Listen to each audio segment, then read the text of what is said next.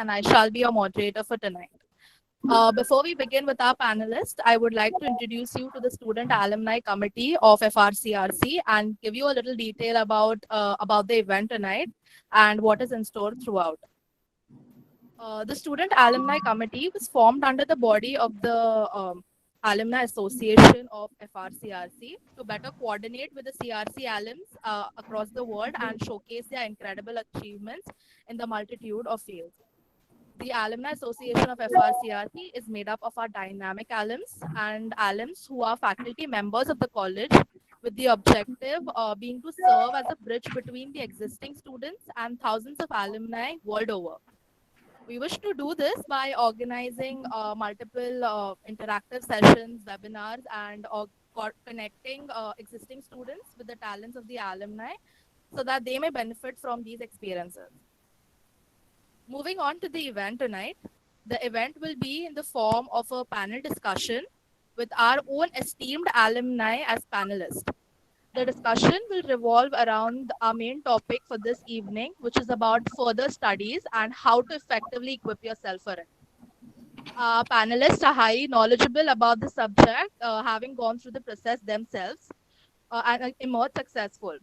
Tonight, they shall have a discussion which will be moderated and guided by the frequently asked questions from our students.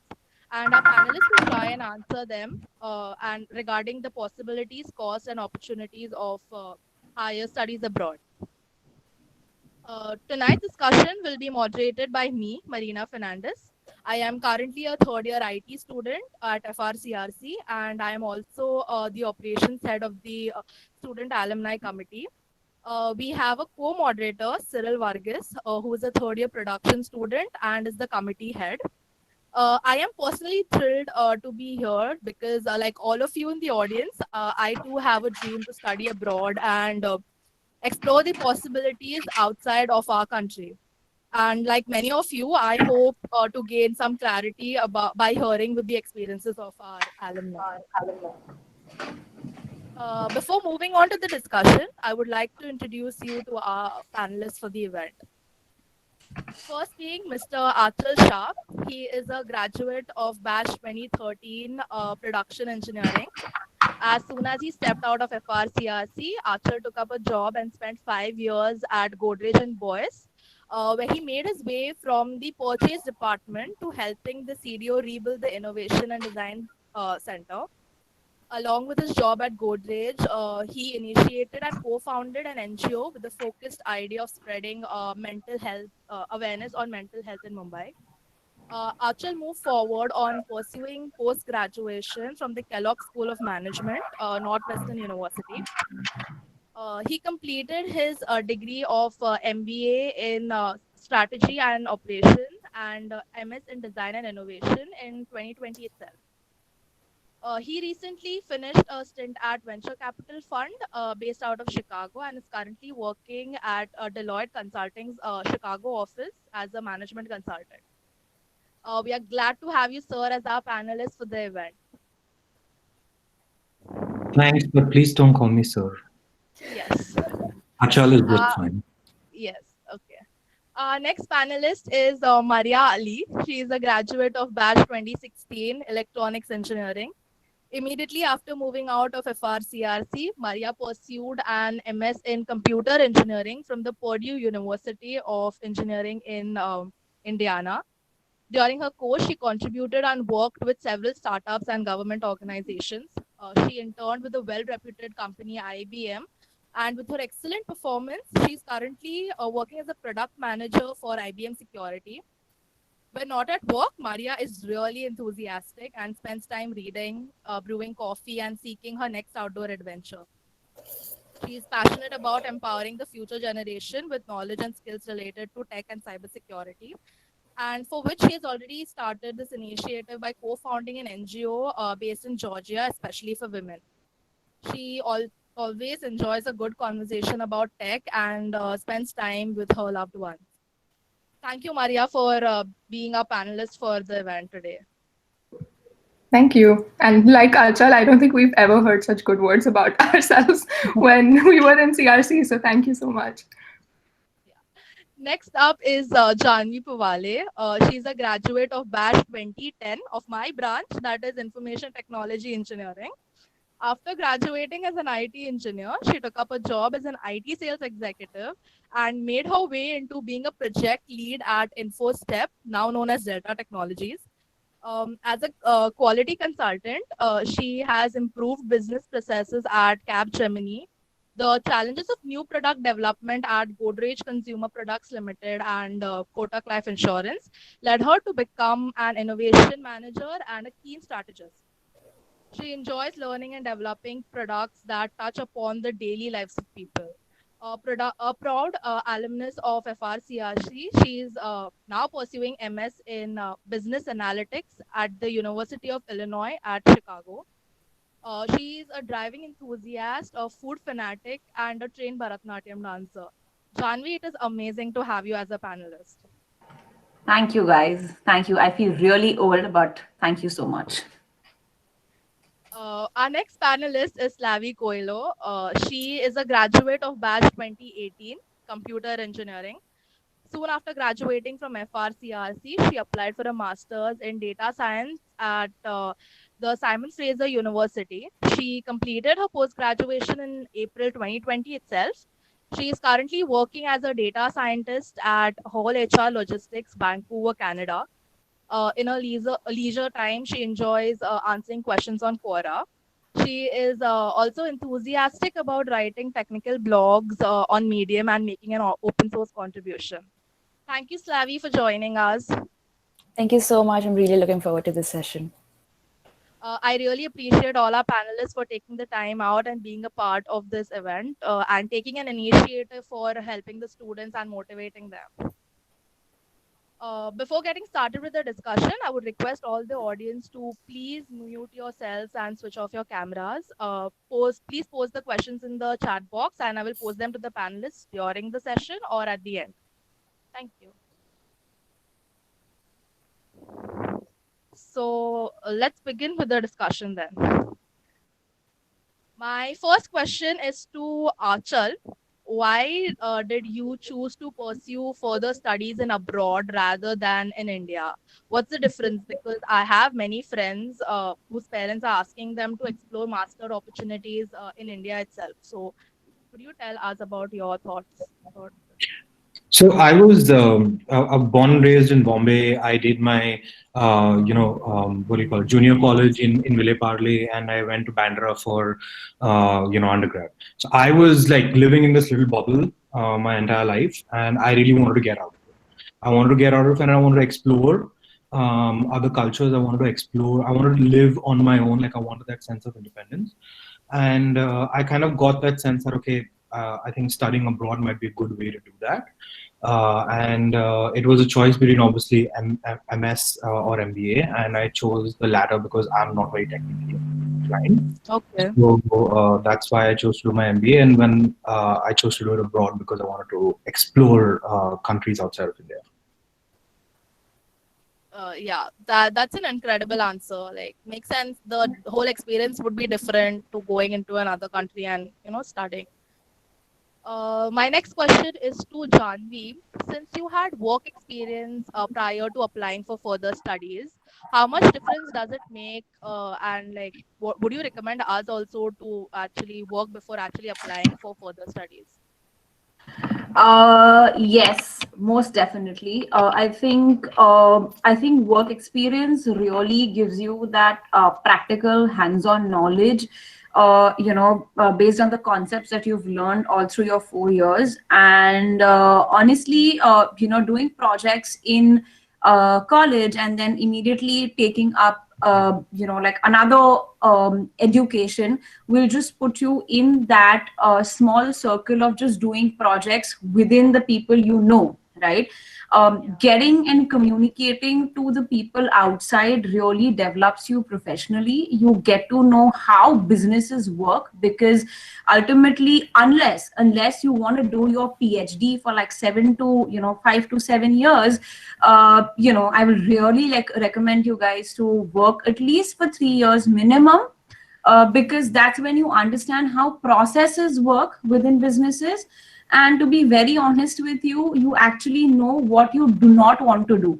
Okay. Right. I feel that is very important because, just after engineering, I know how that rat race is. It's a little crazy, but, to do something and to pursue that, okay, after getting a whole round experience and holistic experience, really helps a lot in your applications, the way you speak to these panelists while they are recruiting you, also for the during your interviewing process for some of the colleges, because I had one here, and I understood how my experience really helped me talk through those interviews as well. So Right. really go for it. I would say at least 5 years, but I know that people are very keen on doing their masters immediately. But 3 years on an average is a good recommendation, I would say, from my end. Yeah.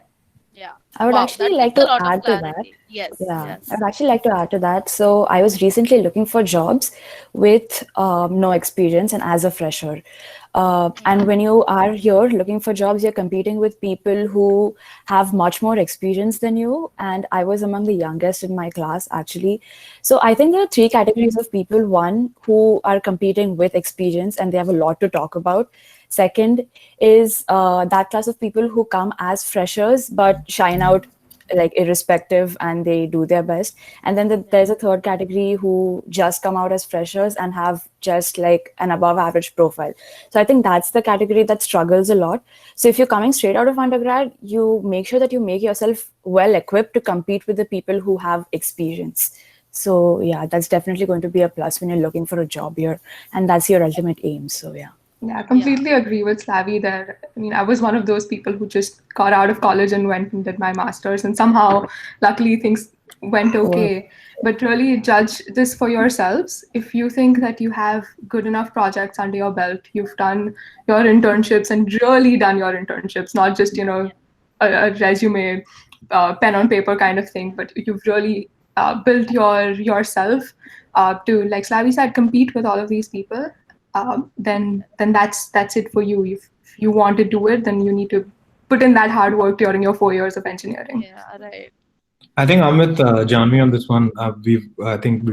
I've also had that, like, initial 5 years of work experience before I went abroad. And I think what she was mentioning was the most important part is, yes, competitiveness is one thing, but I think the important part is you actually figure out, when you go out in the real world, you figure out what you like and what you don't like. What you've been studying is books for the last 4 years, which is great. It's very important. It's a foundation. But when you go out into the real world and you realize what your job is of a production engineer is what it's actually like. And I did that for a year and I was like, okay, this is not meant for me. Right? I got the ability to go through that process and say, okay, no, this is not meant for me, but this is.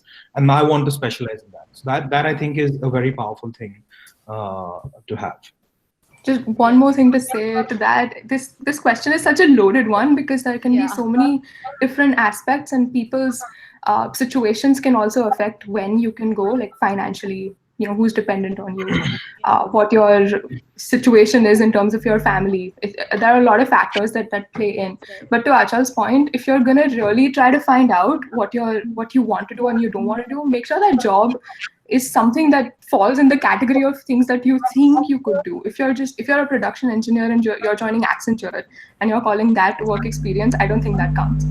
So make sure you're joining that job that actually supports your master's education and not just doing a job for the sake of it. Correct. Yeah, that gives a lot of clarity. So since winter break is coming and students will be soon applying for internships, so Maria, how much do internships mean on our application profile, and what kind of internship would be decent for our profiles, and what things did you consider while applying for one? That's such an interesting question because I did 2 internships during my undergrad itself. And that was mostly, like, my motivation was so wrong at that time because in the summer, I just wanted to get out and do something. It wasn't like, oh, I want to learn this or I have found this one position that I really love. And and most of those internships that I got, to be honest with you guys, was through referrals. Like somebody knew someone, and there was a job open. It's very difficult in India for a second year student to get internships, right? So I'm being completely honest. Like you will have to go out there and ask people, there's this job that I like, and can I get a position for it? But so in my opinion, those internships, even though at the moment I didn't realize were building me up, they did in retrospect, because the things that you learn, even simple things like you learn something on Excel, or you learn something about VLAN systems, like it's simple things like that you're just picking up. You don't realize at the time that this might help you in the future, but it somehow gives you, like Slavi was talking about, having that competitive edge, right? People who haven't gone out there and learned all these new things, they're not gonna, you're definitely gonna have that edge over the others if you just get yourself out there and intern. Yeah, I highly recommend that. I got my first job through my internship during my master's, so I don't think I would have been able to land that position if I hadn't interned, even during my undergrad or my master's. Yeah, absolutely amazing answer. Moving to our next question, Achal, how important do you think pursuing masters is, and like not pursuing one put you into a disadvantage or something like that? I think that's a very personal question, to be honest, how important pursuing masters is, because it all depends on what your eventual goals are, right? It all depends on where you want to go in life, where you see yourself, and if you are able to answer that question and you think that masters is going to help you along that path, then I think it's the right way to go about it, right? Because a lot of people have this association name, engineering ke baad masters to karna hi. Like, there's no two ways about it, because if you don't combine a master's with your engineering, then all hell will break loose and you will be the ultimate failure. That's just not true. It depends on you. If you think that the master's is actually going to help you in your eventual goal, I think then it makes sense. So it's important to look 5 years ahead or 10 years ahead of where you want to be, and then say that, okay, this master degree is going to supercharge me to get there quicker. I think that's when a master's is most helpful, in my opinion. Yeah, that was a very unexpected answer. Yeah, but I just want to add to that. While definitely I agree that it's a super goal oriented approach that you need to have, because there's a lot of money, like in terms of investment, there's a lot that goes into it. So you really need to look at what you're actually getting out of. I mean, it has to be learning. Definitely, don't just think about it. Like right now, if I am doing it, even after 10 years, I'm still taking it as a learning opportunity, not like I have 10 years of experience, I'll just like do it in 1.5 years, finish it off and get that tag. No, I mean, don't go with that kind of an approach just to tick mark that acha ek checklist ho gaya, right? So it's not like that. Think through for sure. And masters versus MBA, okay, these two things have to be very clear when you're pursuing things, because what happens is I've known many electrical engineers and electronics engineers who've gotten into Infosys and TCS. Okay, I still struggle to think what is the whole idea behind it. Like I get it, but what is it that you want to do? And if yes, then why did you do your 4 years of electronics and production? Like it has to tie ultimately to what you want to do, right? So think through about what where you want to go. What is it going to really give you? Okay, I mean, and most of us are getting into like startups right now. I think I'm sure every fourth person in this group is thinking about a startup. Okay, so I think that's where it kind of helps you to understand like how businesses should function somewhere. Okay, it gives you that insights into that. So yes and no, it is important while you want to know where you want to head, and no, if you think that you can do without it, you have to struggle. I mean, you have to put in that much of hard work. You have to like shine brighter, as Maria said, right? There is no easy way of just sailing through things and dreaming about things. So yes. Okay, and that was really unexpected answer. I guess everybody learned something from that. My next question is to Slavi. Due to COVID and even before that, decision making, like the decision of choosing the right country for masters, has always been a little tricky. So, would Okay. you share your thought process of what made you choose Canada? Okay. So during my decision of choosing Canada or US, there was no COVID, firstly. There was the Trump elections that happened, and that played a key factor in me choosing Canada. I wouldn't lie. It was 2016. It was my third year of engineering, and by then I had already figured out that I wanted to go ahead with data science because that was the field that I found myself interested in. And why Canada? Why not US? Okay. So when I started off, I did give my GRE because most US universities require your GRE and Canadian universities do not. Midst of the process, Trump came into power. I remember we were in a lab and we were tracking the live elections then. And that's when I decided that, okay, that's too much of a risk. And I came to Canada. Also, I knew the pros and cons. So Canada, after having 2 years of your master's, gives you a 3 year stay back, irrespective of whether you have a job in your hand or not. Yes, Okay. yes, right. As opposed to US, where within the 3 months of your graduation, you have to land a job, else you go home. Yeah. I haven't seen a lot of people go home per se because most of them do get a job. But I mean, I do have friends who graduated with me, and I know people who are still looking for jobs. So the situation is way more tricky now than it used to be. And I'm kind of glad that I made this decision of coming to Canada. Overall, after you finish your master's, you have 3 years of stay back, and the benefits after you get your PR are really good. So yeah, overall, I like the country and the sense of security that I have. Yeah. Yeah, that's something that I like to live by, knowing that I'm secure. So yeah. Yes, that was amazing to know. Does any other panelist would like to add to that point? I mean, from I your was just going to specific say, point. great foresight, Slavi. Like great foresight. I Thank you. myself am currently looking to move to Canada because the benefits of PR are just amazing. I think Yeah. Oh much yeah, let me know if you want to come here. I'll help you out much in any way I better can. than That's great. I'd say one more thing, Yeah. to Slavi's point about jobs and job hunting and how difficult it can be around, getting a job in the US. Somehow our CRCites have all landed on our feet. I don't know any CRCite who is not doing well. You've got a really strong network. So if you're even concerned about whether to choose Canada or US or working to like find universities, do reach out. Everyone's just like a LinkedIn search away. Yeah, Yes, that's right. true. Yeah, that's great. Since the people present here are engineers and future engineers, I would like to ask Achal, what made you choose a management course for your masters? Like, why the shift, and how do we choose a course of our choice?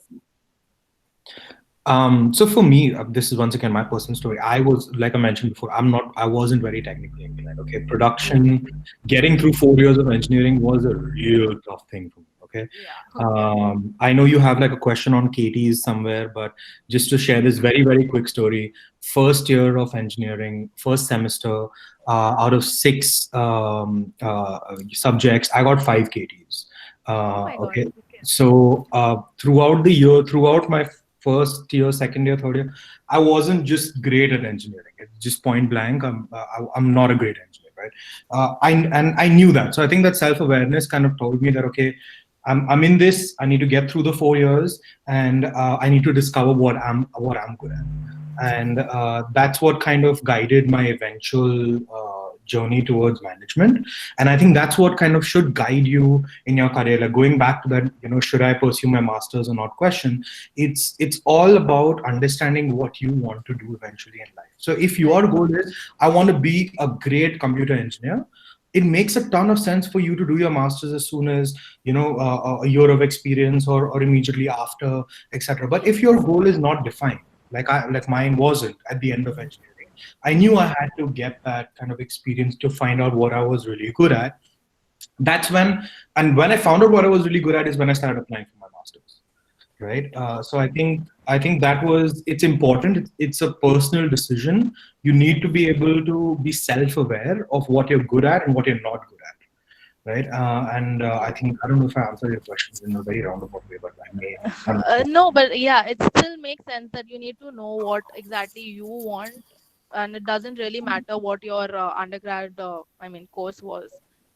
Yeah, it's just that I'm sounding like a You just broken need to record discover now. yourself.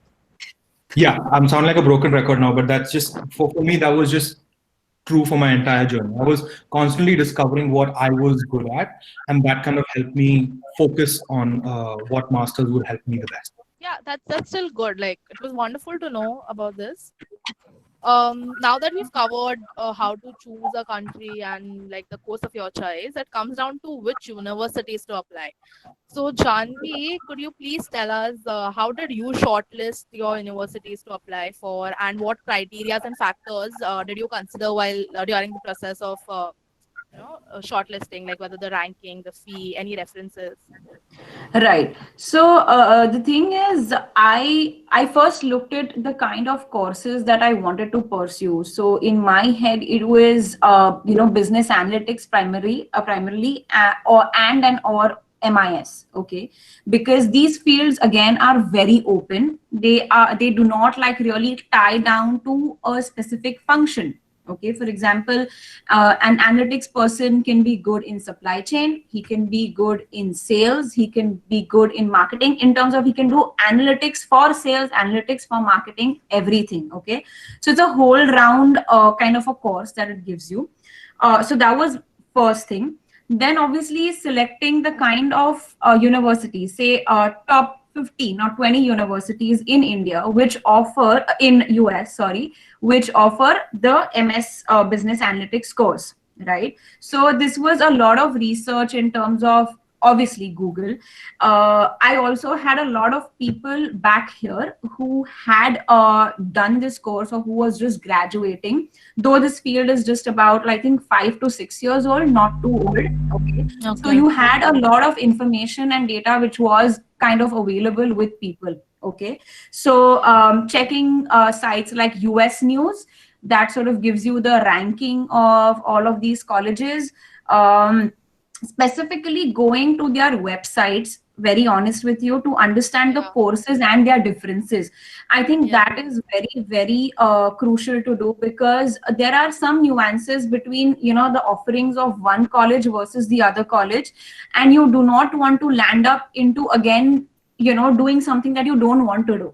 Okay, so I know that some other college had like an advanced technical core course which I had to do for business analytics, and I was not Okay. interested in that. Okay, I'm like, I don't want to do it, because again, like I'm not a core technical person. Like 9.5 years I've not been coding or whatever, so no. Yeah. And obviously fees was another thing, because after 9 years, again I had to be super pragmatic about how much I want to spend, because of the savings that I had. I just wouldn't put everything into it. So cost wise, and obviously there are some universities which also offer scholarship based on your experience. Okay, so UIC, University of Cincinnati, which was there, that was offering about 15 to 20% scholarship on the tuition fees. So that was definitely my go-to.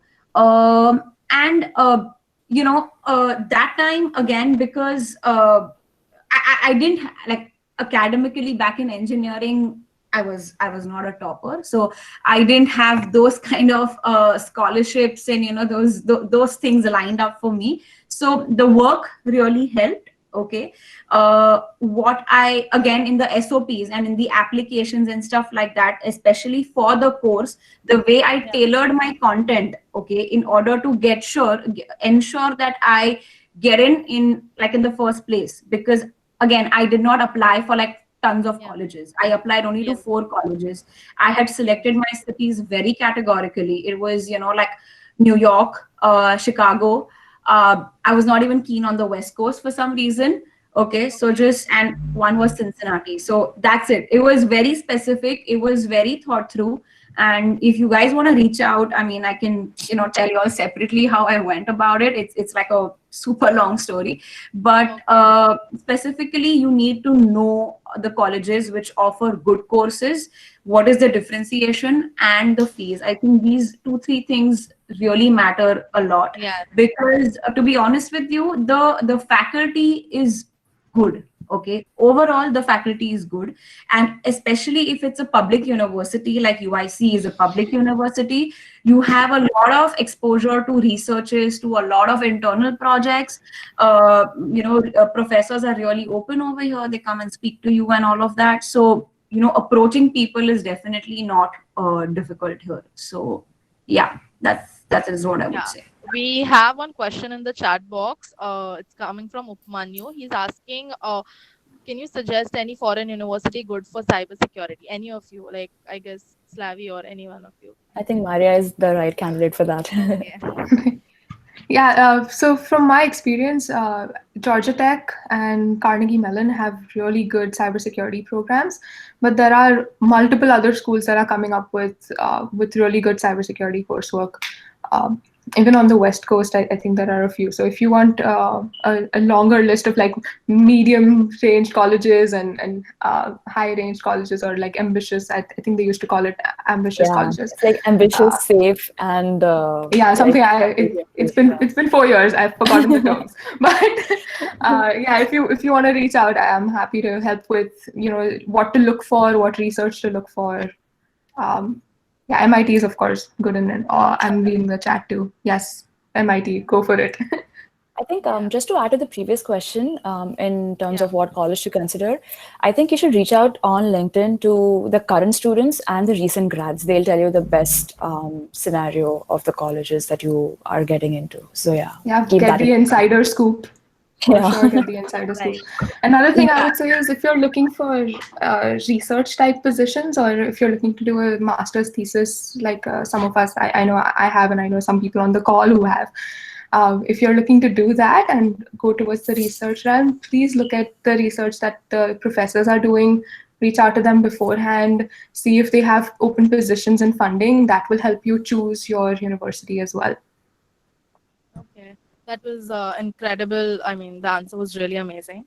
My next question is a big concern of the production department. So I would like Achal to answer it for us. So backlogs are part of engineering. So how much does it affect on our profile of getting in, a chance of getting into good university? And what are the things like, people with KT should focus on to compensate for them on their profile? So here's the thing about KTs, and I don't want to take away anything from the people who are really studying hard and are really good at what they do, or that is engineering. But it's not the end of the world. Okay, if you get a KT, like I said, it's not the end of the world. I got KTs every semester. Okay, literally there was not one semester where I didn't get a KT. I was on the blacklist for all 8 of the semesters, from the starting to the end for my attendance. Okay, so I was not the ideal engineer. Yeah, let me put it out there. But you have to realize that when you do that, like you correctly said, you need to make up for it somewhere. Like, you can't just be like, oh, I was really bad at school, I was really bad at my job, I was really bad at extracurriculars, and here, take me as a master's student. No, you need to be able to show that, yes, I wasn't good at engineering, I accept it, self-awareness. Then I take that and I say that, okay, this is what I'm really good at, and I prove that I'm good at it. So you go out there and you actually do those kind of things. So whether it is doing some extracurricular, so I opened an NGO with my now wife when we ran it for like 5 years in Bombay, and we showed real impact there, right? Like it wasn't just I went and swept the roads of Bombay for a couple of hours in the morning. No, we reached out to rickshaw drivers. We reached out to almost like 2,000, 3,000 of them, and overall we had a lot of impact that we could show for. Secondly, what I did at my work, right, in parallel at Godrej, it wasn't just your regular position. I worked really, really hard to get in touch with the C-suite at Godrej to make sure that I was being able to do projects with them, right? So because my overall profile was attractive, or overall profile was better, that kind of masked what my engineering performance had been. So I think if you're not really good with your studies, there are places that you can make up, but you have to work hard to do that. Like, it's not just a given. So yeah, that would be Yes, my that was some like really useful information. I guess a lot of us can use it. My like I guess also Just 1 second. I'm sorry to interrupt you there, Marina. I just want to add to that. Again, this is nothing to be proud of. And people who know will know that I actually had a drop in engineering as well. So I was actually a 2009, supposed to be a 2009 pass out, but I happened to graduate in 2010. Now, again, like Archer said, even after that, it's about, when I took up that IT sales exec job in Infostep. Now Infostep was a really, really tiny company, okay, but yeah, it just drove me there because there was a lot to learn from there, okay. And because like again, in engineering, whatever I learned, I had to that time the mindset was I want to apply this. But yes, I want to apply and I want to move forward from there. So that really matters. And even I have sort of jumped on too many things, like from a salesperson to a project lead to managing innovations at Godrej Consumer Products, guys. Okay, that is like, I think, India's one of the top 4 or 5 big consumer product yeah, goods company. And yeah, trust me, when I was working in the innovation team over there, I was the only engineer without a master's degree. And I personally am very proud of it because it was first of a kind. And there were eyebrows raised over there, but hey, I had my background to prove that why I was there. I mean, and that time obviously people did not look at my backlogs, did not look at my drop, okay.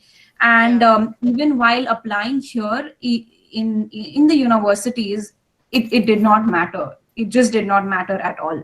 So yes, it's really about how you recover yourself from your whatever negative phases that you've had, yes, right, and how you put yourself out there, kind of differentiate yourself from the yeah, others, is yeah, what to sort of go for. Yeah. correct, correct, that's yeah, a great answer, And for Janvi. That yeah, differentiation. that's amazing. yeah, I know of a few other people who've actually had that drop year and have recovered themselves really well. On the flip side, though, if you're one of those students who really want to, go for your masters immediately after your undergrad, and you've got some of those KTs, don't be disheartened either. The same things apply to you. If you're able to show that upward trajectory even during your undergrad, that okay, I got some KTs early on, but now I'm trying to recover, getting myself up there, even though you're not like the top 10% of your class, but if your graph is showing a little bit upwards, and you can justify some of that in your statement of purpose and in your application package somehow, then I think you're good. You'll be in good shape. yeah, Make sure you yeah. address that in your SOP Mhm. as well. So that, yeah. Yes, coming to that, like I guess we all accept that application to foreign universities is a really, really competitive environment. There are a lot of people coming from, world over applying for top universities. So, Slavi, could you please tell us like how to build a strong profile and how to make our application stand out? Also, what is the most important block in our application, whether it's like the SOP, our competitive exam scores, or CGPA, work experience, anything? Okay, so I'm going to answer this question from the point of view of a person who is coming straight after his undergrad. Okay. So, one thing is you need to tell a story through your profile of how you've been constantly making efforts towards bettering yourself in the field that you're Yes. supposed to pursue your Okay. master's in. Okay, so do relevant projects firstly. So, during my third year, knew that I wanted to go for data science. So, all the projects that I did after that, like third year as well as fourth year, were concentrated with like in alignment with data science. So, by the end of my undergrad, I had like four solid projects that were just like focused on data science. So that's something that I worked on throughout.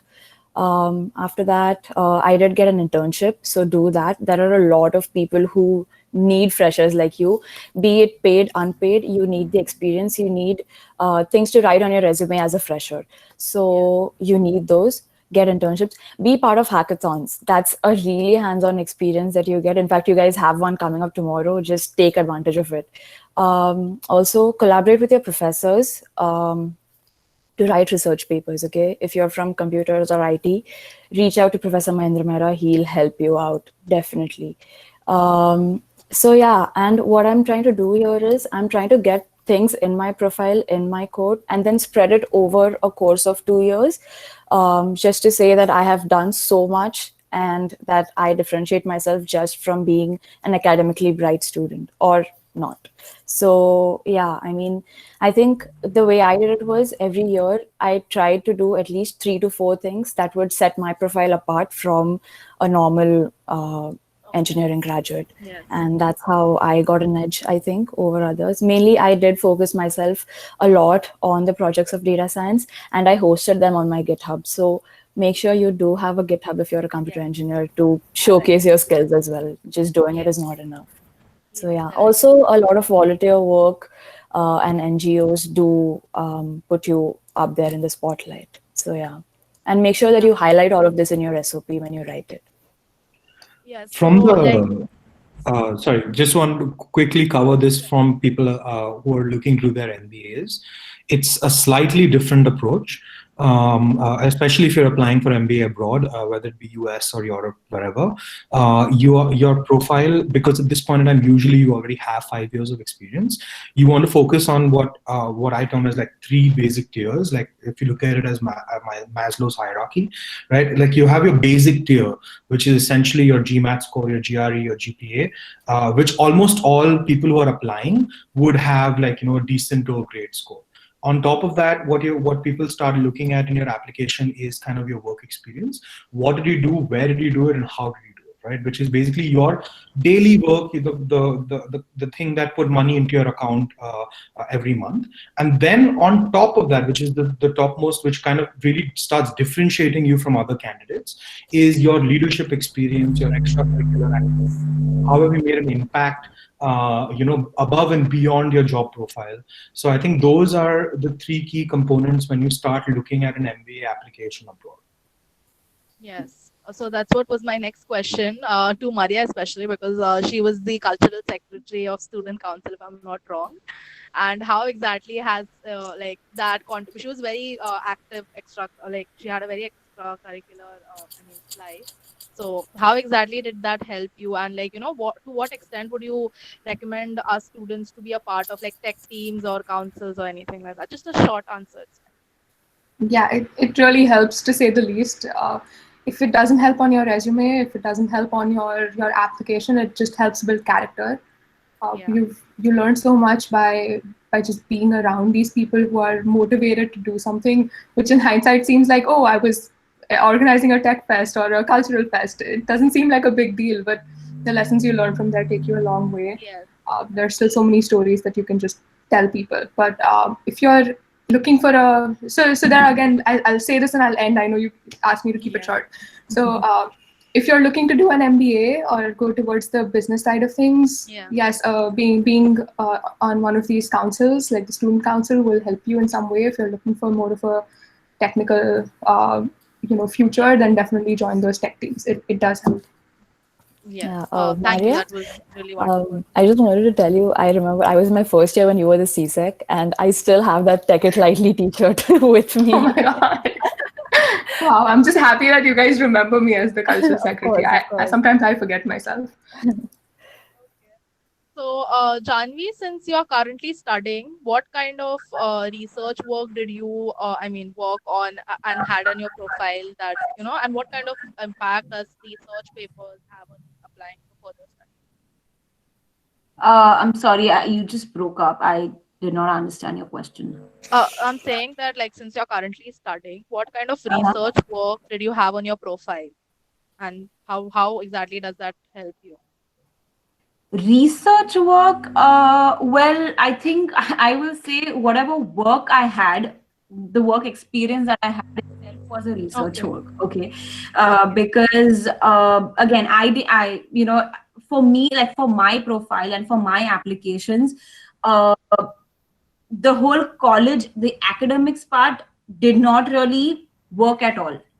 You know what I mean? It was not relevant for the application or for the position that I was, or when I was applying for my master's. Okay. So it was all around the kind of projects that I did, how impactful they were. Like, for example, when I was working in Kotak Life Insurance, just this the job before I got into my master's. I was working as a design thinking consultant over there. So the kind of projects or the kind of work that I did on the projects using these methodologies, right, and how impactful were they in Kotak, that mattered a lot. In Godrej, it was the kind of projects or the products that I launched or were in the pipeline, which I had to be very discreet about, not really speak about and stuff, but at least show them how impactful will they be in the future. Okay, that really helped. And over and about, because I was in an innovation kind of a role, I was exposed to a lot of things like open innovations and doing a lot of crowdsourcing, crowdfunding. In fact, I and my other team members at Godrej had pioneered one of the crowd sourcing ideas platform in Godrej consumer products. Okay. So it was first of its kind at an international level, really. So that really helped. And those are the things which are kind of in and out and about happening over the world right now. So I would say being really close to the things, advancements which are happening here and now really helps you build your profile and SOPs and essays and all of that, So yes, research is, so even when you're trying to get internships, while I understand it won't be really easy, but try and see if you can get into the latest developments that are happening, okay, wherever you're working, okay. So that helps. That definitely helps a lot. So yeah. Yeah, that was wonderful to know. So my next question is to Slavi. So being from India, managing the expenses overseas is kind of difficult, and of course the education there is quite expensive as compared. So what kind of scholarships, whether merit based or like national scholarships, are available, and like how does part-time job also help? So how did you manage your finances?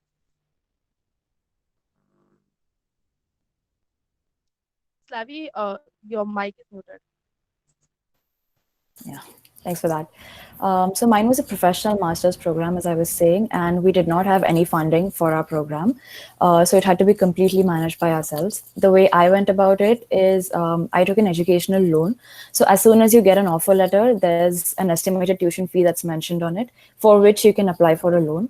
And then now, if you have like a very financially tight background, there are also agencies that give you a loan without collaterals, but just a higher interest rate, like Credilla and stuff. You can actually go to the bank. They're super helpful about it. They guide you through it.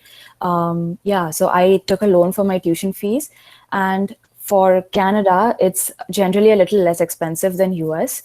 The entirety of my master's was 35 lakhs tops. So my fees were up to 25 lakhs, and I'll advise you to consider like a 10 lakh for your living throughout your 2 years. Oh, I'm not considering the fact where I actually worked as a TA and part-time, and then I earned through that and then managed the rest of my expenses there. So it's actually very difficult when you are relying completely on the funds that you have initially invested. So I would definitely advise you guys to come here and do some part-time jobs as TAs, RAs, because that's something that you won't have to give a lot of hours to, and it'll help you earn money and kind of manage your expenditures. So the thing is, once you're here and you're earning in dollars, it's easier for you to spend rather than just relying on your Indian money that's back there, So once you start earning your rent and groceries will be covered with the part-time earnings that you have. So that shouldn't be an issue. But I would, at the beginning itself, I would advise you to have enough money to show for your fees and like a year of expenses. So that's up to 20 lakhs minimum, maybe. Just to start off with, and later on when you come here, you'll figure out stuff and you'll take care of it. So yeah. So if I can add on top of that, yeah, if we have time, that is, you can completely tell us to shut up. Okay. Yeah, sure. So The one thing I did, which really worked out for me, was I reached out to a lot of professors beforehand to find that teaching assistantship and research assistantship, even when I was in India. And a lot of students don't know, but there are so many organizations out there that are willing to give you scholarships. All you have to do is just build your profile and apply. Um, with these external scholarships and my thesis and research assistantship money, I didn't actually have to get money from my parents after the first semester. So that is possible for you to just keep those options in your mind. Okay, that's wonderful. So like my next question is to Archal. Like, you had before applying for masters, you had you had graduated like 5 years and you waited for 5 years. You did a job. And how did you measure your return on investment, because you have that much time, your return on investment on your master's degree? Like, since there's a lot that we put in, and like, how do we decide and have a proper plan for going for masters? Yeah, so I mean, talking from the MBA standpoint, what you need to understand is it's actually a significant investment. You're talking about anywhere between $100 to $200,000 just for cost of living and staying over here and the tuition. So what my approach to ROI was kind of understanding two components of the ROI. One is the brand that sticks with you with throughout your life, and second is the actual kind of the money aspect of it. And what I did was I started reaching out to different alums who graduated from these B schools that I was targeting, and I kind of started asking them, what is the kind of jobs that you get after this? What, especially those that are open for international students versus domestic students, which is a very important aspect of it as well. And then when I looked at it, if you go to one of the top universities, at least for your MBA, when you go to your top universities, like I'm on track to complete my ROI. Like I'm on track to get that investment back in about 2.5 years after I graduate, right? Because it gives you the opportunity to get those high-paying jobs, right? And in my opinion, I think most of the master's degrees in US and Canada, you should be able to pay that back between 2 to 5 years, right? Yeah. But I think the often underrated part of it is what kind of sticks with you throughout your life, which is the brand name of that college and the brand name of having graduated from a really good university with that degree. Yeah, Achal, that's a very nice perspective. I mean, the brand name, that's a new perspective to come to it. Yeah, As an ROI. Totally agree. Yeah. So Janvi, since you recently, enrolled yourself like for your masters in 2020 itself, could you please tell us how has COVID-19 affected your application process, your life in general, and was the experience different from what you expected it to be? And how do you feel about your online lectures now? Oh God. Okay, so this is going to be a sad saga, but I'll keep it short. The thing is, I obviously was excited to come here after 10 years and kind of obviously get that experience and exposure of studying in a US public university in Chicago and all of that. But obviously, everything is just dampened right now. However, I mean, we cannot do anything about it, right? Obviously, you cannot. The only thing is, the online classes which are happening right now are still very useful in terms of getting you getting your communication going with your peers and your professors as well. Okay. In fact, somewhere it's easier to work with as well, because you can work at your own time, pace, and everything. Somewhere there is a tad relaxation on like say submissions and the kind of things that you would expect professors would expect otherwise while you were attending college. So somewhere they have also altered and given you that a little leeway, I would say. It somewhere it has helped me, because again, transitioning from work to education after 10 years was very simple for me. And I think COVID now has become a way of life. So I think it's time for us to think, above and beyond COVID, right? Because ultimately this is not here to stay for long and forever. So we have to be on finding the right kind of opportunities for you. Right today, I am like, even while this is happening, I'm just checking my emails to see if I get any responses from my interns, opportunities, and stuff like that. So that keeps you going, because you know that it is even more difficult now, right? Because you have to put in like 5x 10x kind of an effort to even land an interview today. It's not that simple.